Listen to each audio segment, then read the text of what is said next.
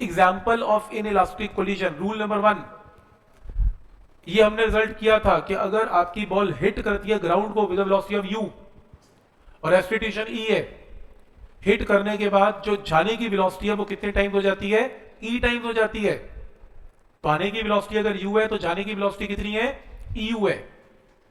जैसे आने की वेलोसिटी अगर 3 मीटर पर सेकंड है तो जाने की वेलोसिटी e टाइम 3 मीटर पर सेकंड है। क्या पॉइंट यहां तक क्लियर है?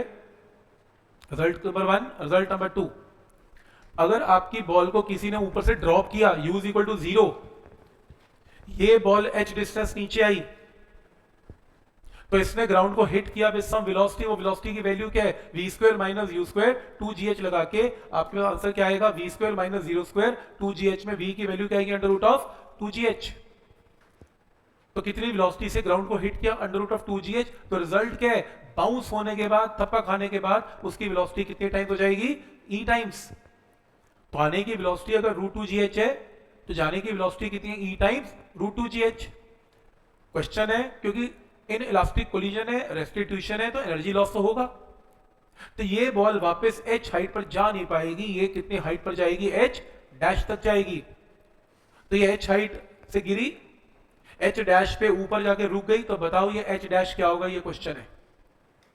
तो फाइनल वेलोसिटी किसी भी इंस्टेंट पर यहां पर होके क्या हो जाएगी? 0।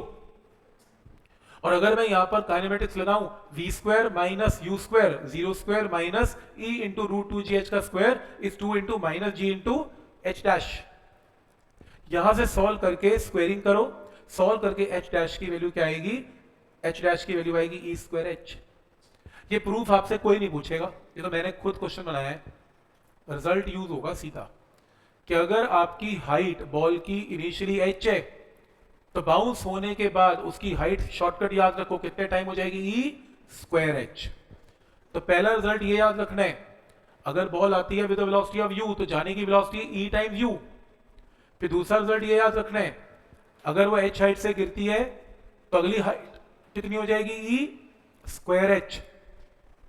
क्या पॉइंट क्लियर है? समझ में आ रहा है यहां तक?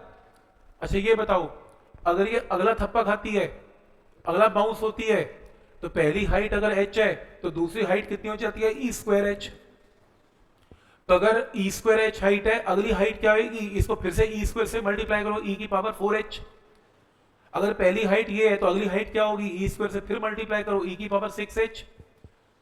यानी कि हर बार e स्क्वायर का फर्क डालती जाएगी बॉल। तो पहली हाइट h, दूसरी हाइट e स्क्वायर h, तीसरी हाइट e की पावर 4h, e की पावर 6h और लास्ट में e की पावर 2nh। n समझते हो ना? 2n क्यों? क्योंकि इवन पावर्स आ रही है इसमें।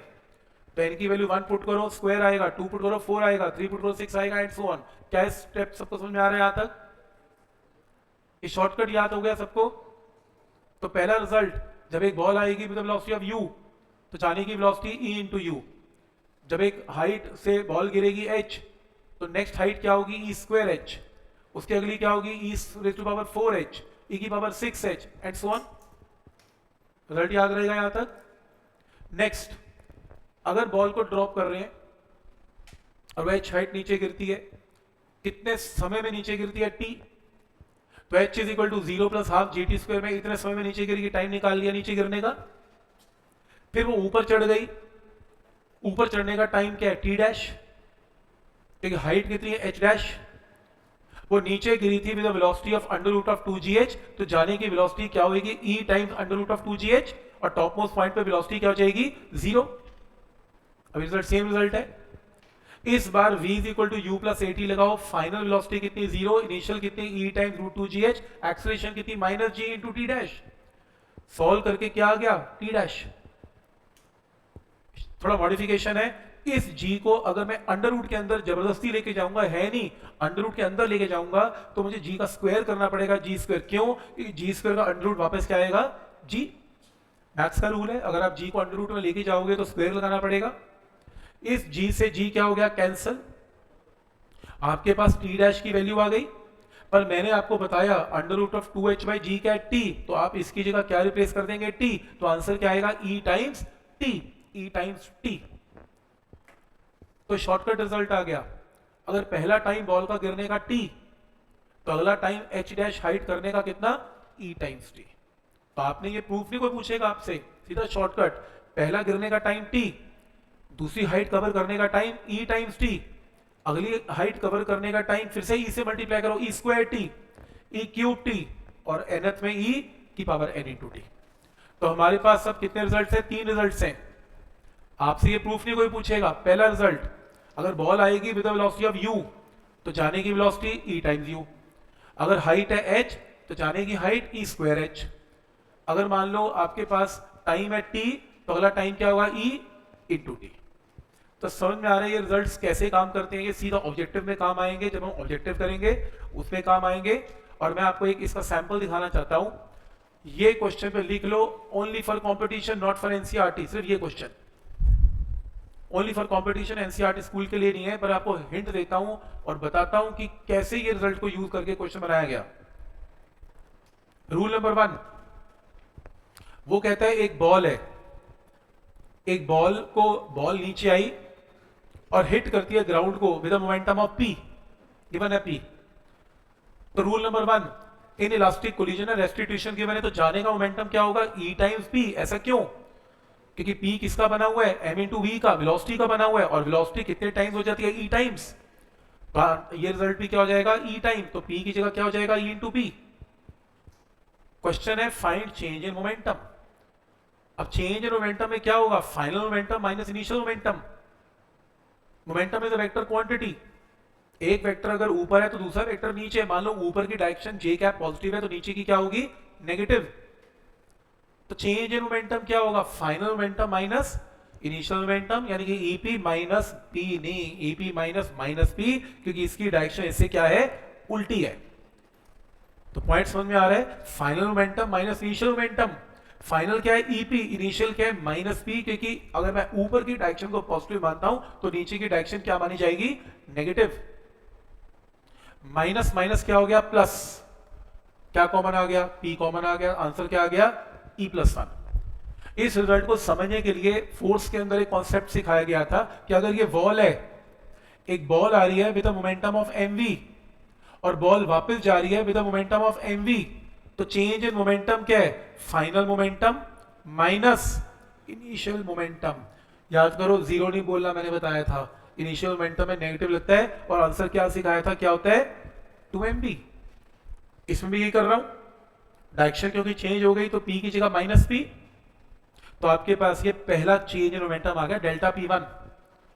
अब वो ये कहता है कि अब ये बॉल दूसरा बाउंस करेगी, दूसरा थप्पा खाएगी। अब क्या होगा? इनिशियल मोमेंटम ep हो जाएगा, अगला मोमेंटम क्या होगा? e स्क्वायर p, क्योंकि वेलोसिटी हर वक्त e टाइम्स मल्टीप्लाई होती जाएगी। तो पहला मोमेंटम p, तो दूसरा ep, तीसरा e square p, next e cube p, e की power 4p and so on. तो पहला momentum ep minus p, ep जो है p से मोमेंटम क्या हो गया? ep।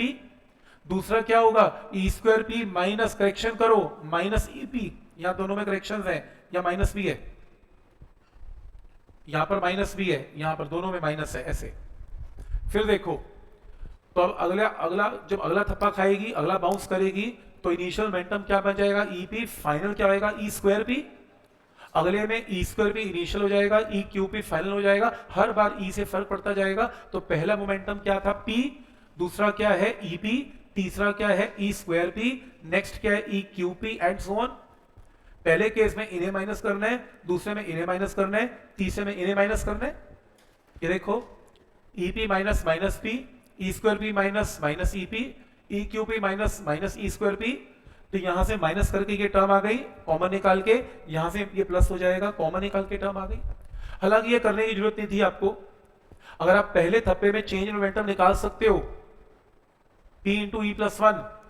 अगला रिजल्ट p का e टाइम मल्टीप्लाई कर दो, ये करने की जरूरत क्या है? p बिकम्स e टाइम्स, फिर अगला result e square times and so on. और ऐसा कितना बाउंस मारेगी? इनफाइनाइट, पता नहीं कब जाके रुकेगी।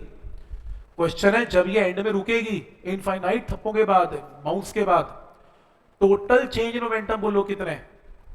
अब पहला change in momentum delta p1 ये रहा, दूसरा ये रहा, तीसरा ये है। और एक काम करो, टोटल चेंज इन मोमेंटम क्या होगा? पहला change in momentum delta p1, फिर delta p2, delta p3 up to infinity. Delta p1 की वैल्यू कितनी है? निकाल ली। डेल्टा p2 निकाल लिया, डेल्टा p3 निकाल लिया एंड सो ऑन। यहां से कॉमन आ गया क्या, p into e plus one, तो ये क्या बना 1, p into e plus one common क्या बना e, क्या बना e square and up to infinity. Non medical वालों को सिखा दी होगी इनफाइनाइट जीपी, कर लिया मैथ्स में जीपीएपी। अच्छा अभी सिखा देंगे मैथ्स वालों को, नॉन मेडिकल वालों को भी सीखना है। अगर आपको ऐसी कोई सीक्वेंस आ जाए जिसमें अगर आप सेकेंड टर्म को फर्स्ट से डिवाइड करें या नेक्स्ट को नेक्स्ट से डिवाइड करें, नेक्स्ट को उससे पहले से डिवाइड करें, आंसर सेम आ रहा है ई, और ये इनफाइनाइट तक चलती जाए, इसे बोलते हैं इनफाइनाइट जीपी। मैथ्स में इनफाइनाइट जीपी को सॉल्व करने का तरीका है, इसको निकालने का एक तरीका है। क्या तरीका है, सम ऑफ इंफिनिटी का ये फॉर्मूला है, जिन्होंने नहीं किया वो सुन लें, a अपॉन 1 माइनस आर। ए का मतलब होता है फर्स्ट टर्म, जीपी की फर्स्ट, जीपी का मतलब होता है ज्योमेट्रिक प्रोग्रेशन, ज्योमेट्रिक प्रोग्रेशन। तो फर्स्ट टर्म क्या है इसमें 1, तो ए की वैल्यू क्या है 1। आर का मतलब होता है रेशियो, किन्हीं भी दो नंबर को डिवाइड करेंगे तो रेशियो क्या आएगी ई। तो आप इस फॉर्मूले में ये वैल्यू पुट करें, ए की जगह 1 और आर की जगह ई, तो क्या आ गया, ये सम ऑफ इंफिनिटी है। इसको सॉल्व करके ये आंसर आएगा 1 अपॉन 1 माइनस ई। ऑब्जेक्टिव में आंसर मार्क कर लेना, ऐसा आंसर गिवन होगा।